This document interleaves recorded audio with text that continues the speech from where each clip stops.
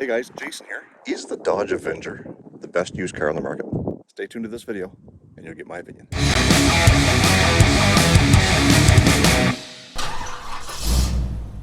Okay, so it's tax time.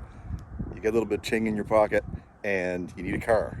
Is the Dodge Avenger the car for you? Well, we're going to talk a little bit about what this car offers, and we're not going to be so general as to single out this particular one, but we're going to talk a little bit about some of the common problems, but what makes them a fairly decent and reliable vehicle.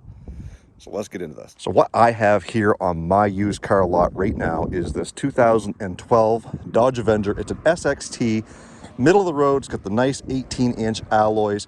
This one's got tinted windows, it's got the spoiler, and of course it's retail black, and it looks really, really good. Well, it's kind of dirty. It's kind of dirty at the moment because it's been sitting by the road and we've had some weather, but at the same token, one of the things that makes these cars super reliable is the 4-cylinder engine. Now, off the top of my head, I don't know what the specs are on this 2.4 liter 4-cylinder, but I'll flash them up on the screen. We've been selling these cars for a long time. We've been in business since 2008, and probably around 2012 or 13, we started selling these things. Not only does this 2.4 come in this car, it was the base engine in the Chrysler 200, the Dodge Journey, the Compass, the Patriot, as well as the Caliber. And we've never turned a wrench on the engine on one of these cars. Granted, we've done a power steering line here or there. We've done an alternator here or there. But that's just regular stuff on cars as they age. This 2.4, you'll likely never have an issue with it. The transmission on these things is an automatic. I don't know how many speeds it is. I'm sure it's probably like a 4 or a 5-speed automatic transmission. But again, they didn't have too much trouble with these ones. If you get into the CVTs on the Compasses, the Patriots, and the Calibers, yeah, the CVTs were junk. They didn't have much to be desired on those. Drivetrain on these things, you don't have to worry about them. Now, the rear suspension on these things was a common issue. They're an independent rear suspension, and they've got lots of links and bars and bushings. They fail. They fail regularly. And I can almost guarantee, again, and one more thing that I will guarantee is that if you own one of these cars, you're likely going to be doing a suspension component or two on the back. And what I would recommend is take it to an alignment shop when you go to buy it or when you go to have it checked over. If they tell you it needs 1 or 2 parts in the back, replace them all. Lateral links, control arm bushings forward, and the toe links. There's 6 pieces that you should be replacing on this car altogether before you go get this thing lined up, before you buy it. And if you go to Rock Auto, they're not terribly expensive. You can probably do the entire suspension on these things for less than a couple $100. If you're not mechanically inclined, well, you gotta do it yourself. So you're gonna get dirty, or you're gonna pay someone to do it. So keep that in mind. At $75 an hour is what we charge here at our shop. You're probably gonna be looking at somewhere in the vicinity of 3-ish hours to replace that entire rear suspension, as long as everything goes good. And as the older they are, the rustier they are, the less apt they are to go good. Because you got rust to deal with. We live in New Brunswick, Canada. We have rust. And speaking of rust, again, depending on your climate, rocker panels are a common thing to do. We had to do rocker panels on this car. If you buy one of these and the rocker panels are not gone, they will, or they've already been replaced.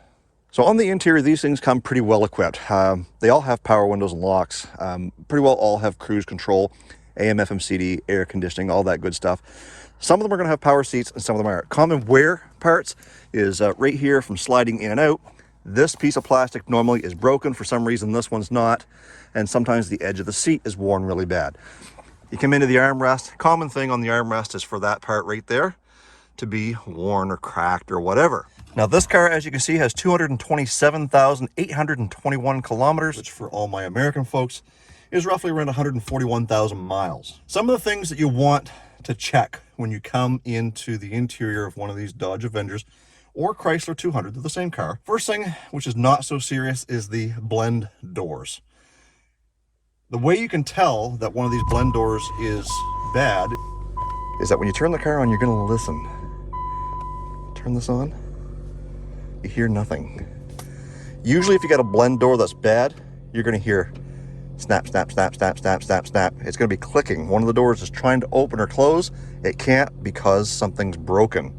So make sure that you're aware that first thing you do when you get inside and start it up, of course, you're going to listen to the engine. Nothing to worry about there. But when you come inside, you're going to be listening for that snapping noise coming from underneath the dash. And that's a blend door. And you can get a blend door from your local parts store. They're not terribly expensive. And even those with the smallest amount of ability can change one of these things out, as long as you can contort yourself to get up underneath the dash. The second thing, the most common thing, and as a rule, depending on who's doing it, the most problematic thing is the heater core. The heater core on these things is small, it's aluminum, and they plug up easily. And the way to tell if the heater core is plugged up is so simple. Let me show you. Once you get in the car and it's up to temperature, you're going to crank the heat all the way over here. You're going to put it on the vents so that it's coming out here, and then you turn up the fan. The way to tell if your heater core has gone on vacation and not taken you with it is you're going to be getting heat from this side, but not this side.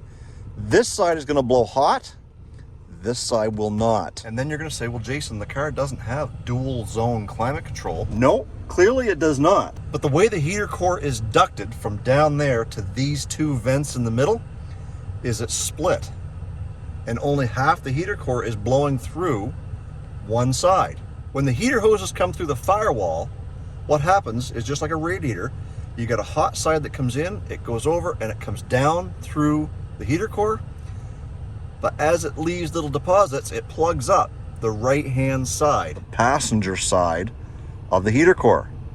Therefore, the coolant only comes through the driver's side. I'm going to see if I can flash a picture up here, and as you guys can see, this is how it plugs up. It's got a very fine sediment that lays in these cores and blocks the hot coolant from coming through it, therefore only using about half the heater core. And that's what you get. You get heat on one side, cool on the other.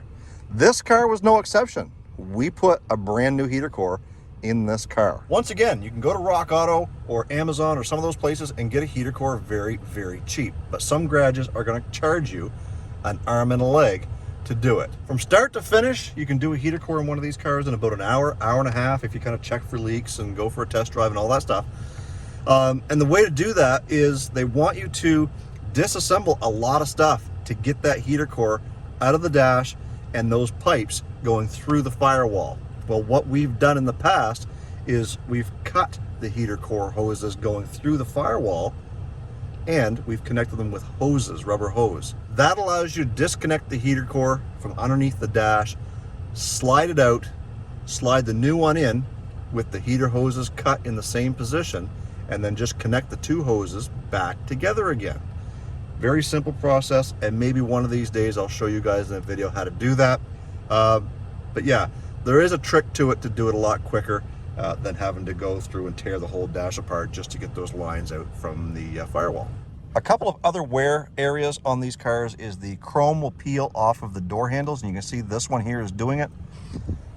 Over here on the passenger side, it's doing the same thing, and that chrome will peel off and get sharp, and yes, you can cut your hands on it. So just be aware, take a look at that, and if it is sharp, just go ahead and take a knife or a razor blade and cut that off so that you're not going to slice your hands all to pieces.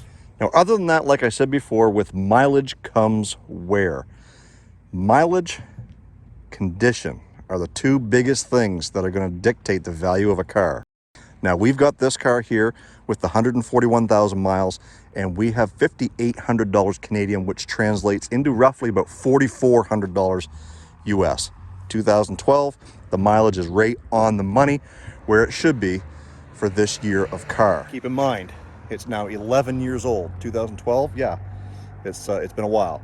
So when you're looking at these cars, the market right now is so volatile, but you should be able to pick up one of these cars fairly cheap, and likely you're gonna have to pay cash because the banks or the finance companies won't touch them simply because of their age and mileage. So I hope I was able to give you guys a little bit of an insight to the Dodge Avenger, the Chrysler 200, basically the same car, they just look different on the outside, and they're a great sporty looking car. They get excellent fuel economy for a mid-sized car, and this one, well, it looks pretty sporty to me.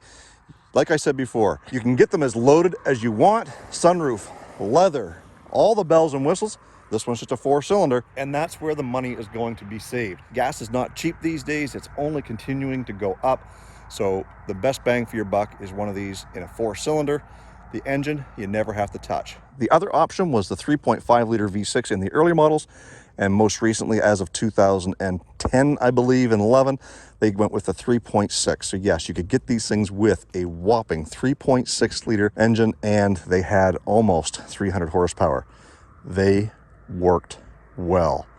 You don't want young Johnny or Sally having that 3.6-liter V6 with almost 300 horsepower.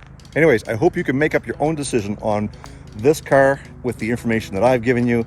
I hope that you can subscribe to this YouTube channel because we do have more of these on the Chevy Cruze and the Ford Fusion.